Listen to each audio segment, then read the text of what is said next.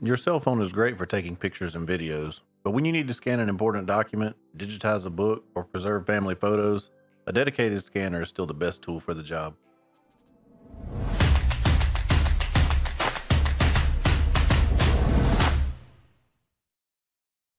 As I said before, I've been trying to convert family scrapbooks into digital form. I was able to use a VCR and a capture card to convert old home movies into digital videos, but I had no dedicated solution for the items that had been preserved in writing or photographs.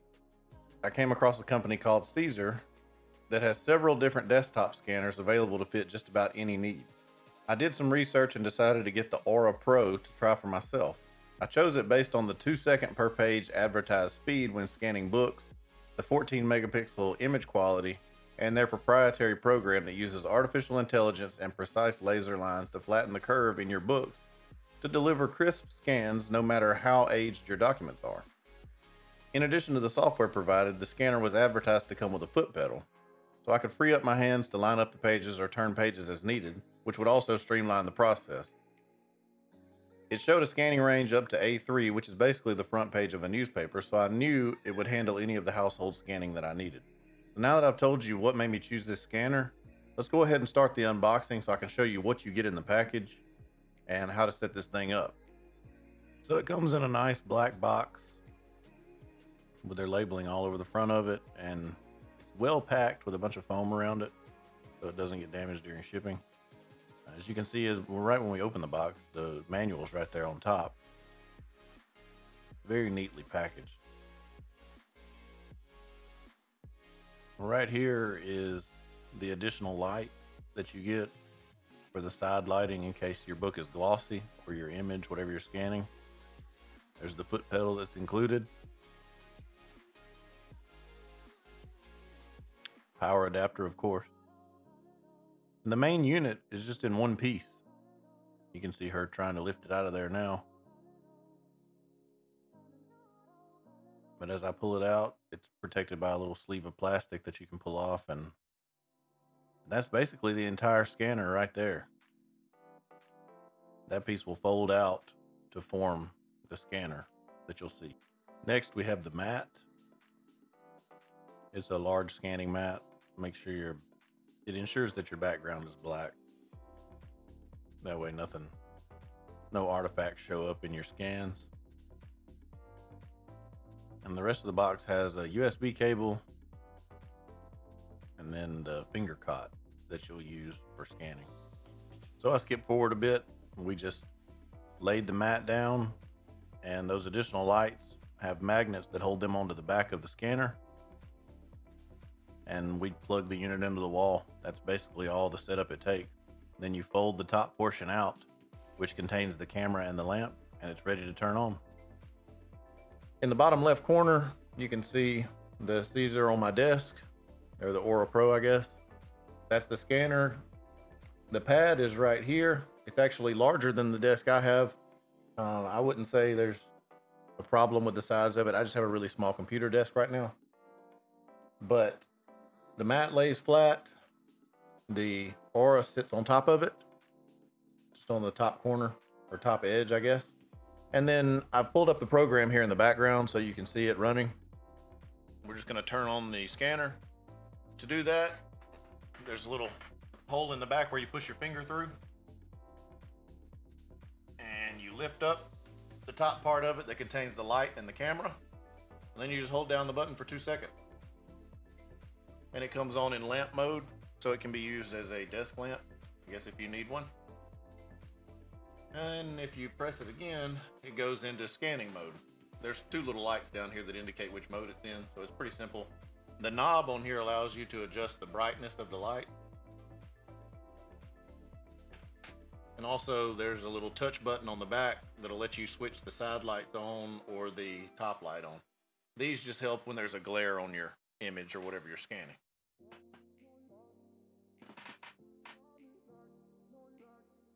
So I'm just going to turn it up about middle brightness, I guess. And we're going to click the scan button so it'll go ahead and show us the preview. It takes it a minute to look for the device. You can see now it's found it. So I'm going to go ahead and select color Let me move those finger cots out of the way. I'm going to select color and flat single page because the first thing we're going to scan is an image.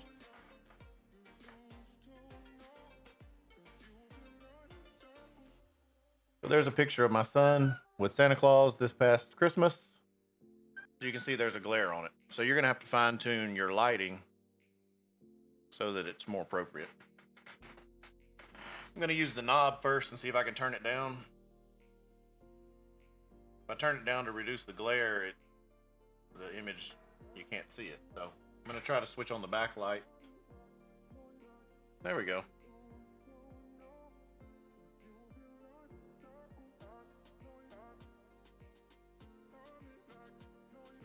Now if I use those backlights and I turn the image sideways, you can see there's no glare.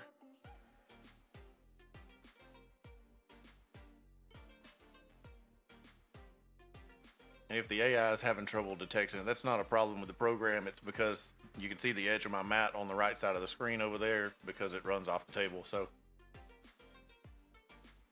I can click manual selection here and just drag a box over the picture like that.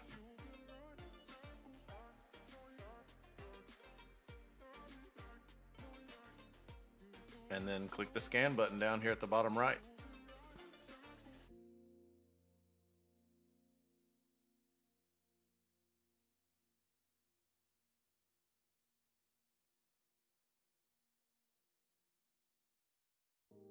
Now I'll drag it over here to show you real quick what we ended up with. And there's the image scanned in to my computer. There are several tweaks you can do as you spend time with this. You can change the resolution, you can use the auto enhance mode to scan and it'll try to enhance the image. We'll try it again, see if it comes out any different. There's the auto enhanced version, doesn't really look any different to me. So that's scanning a photo.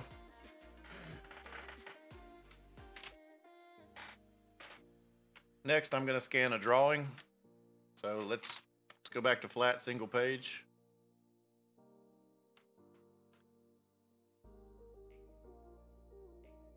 The picture my daughter drew last year. Well, you can see the date on it. I'll go manual selection here.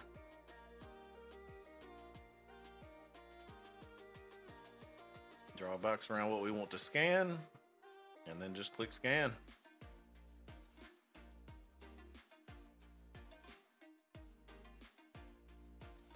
And now you can see we've got it scanned into the computer, and that's what it looks like. I could sit here and play with settings to make sure the lines show up and things like that. This is just for demonstration purposes, so you guys can see how simple this is to work and what made me want to choose it. And the last thing I want to show you is book scanning, because that's what some people are going to use this for. That's what I'm going to use it for too, because I want to digitize some books. This is a book about local history, and it's hard to find. I actually paid $100 for this book several years ago. So I want to preserve it digitally in case anything happens to this copy. So we'll click facing pages, and this is where the finger cots come in. I'm going to open up the book and lay it down on the scanner and go ahead and try to line it up in the center here.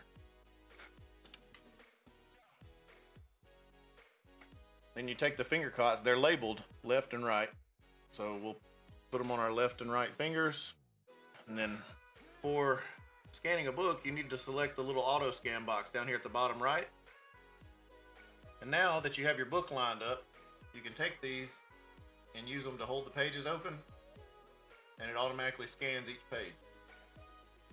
So that page is done. I'm going to turn it to the next page. Done. You can see it has a little laser that it'll shine on the pages to go ahead and determine determine the shape of the pages, I guess, so it can flatten them out when it comes out in ebook format. But it's as simple as that. They advertise 2 seconds per page. I have to say that's pretty close. I'm not going to sit here and measure it with a stopwatch, but definitely happy with how fast it is, because I could scan this whole book a lot quicker than I could if I was just taking a picture of it, of each page with my phone. So that's enough to show you. So I've scanned a few pages now. Let me go ahead and open up a few pages and show you what they look like. Here's one. I mean, it's perfectly legible. Scanned in, you can see all the text. Here's another page that was scanned in. You can see it automatically cropped it and flattened it out for us. It does a really good job of that. Here's the inside of the cover.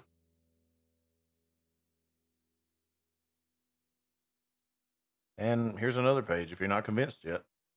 I mean, the thing works, and it works well. So that's the entire scanning process. There's really not much more to show you on that, but something I do want to show you in the program itself is once you go back, say you wanted to export these now, we could go in here and select the individual files. So we'll just pick 4. If we were picking a whole ebook, we would just select the entire list. And then you can choose to export them. So I'm going to disable the view that shows the scanner at the bottom left. Here are the export options over here on the left side of your screen. I really like the searchable PDF option. You just choose your language, English. You can choose the quality of the PDF, confirm, and then we'll just name it PDF test. And it's going to go ahead and convert and export those files. Once these files are exported, not only will you have your ebook or your book digitized, I guess, but you'll also be able to search it based on the text. I'm going to open up the file now. So here's the PDF we just made. It was only 4 pages, but you can highlight the text as if it was a Word document. Let's look for a name. We'll just search local. You would just do Control F, just like any other document. Search local, and then it'll take you right to where that word is in the document. And you can click these arrows to go up and down if there's multiple instances of it. So that's an overview of how the thing works. I'm incredibly happy with it, and I look forward to getting this full book scanned in, so I'll have a copy of it on the computer. Hope you guys enjoyed that quick overview of the Aura book scanner. If you want to pick one up for yourself, check out the link in the description below and leave some comments and let me know how it goes for you. If you've got something you like better, let me know so we can take a look at it. And if you have any questions or need help with something, always feel free to drop a comment. Don't forget to like the video and subscribe if you haven't already. It helps me out a lot. So thank y'all for watching, and I'll see you in the next video.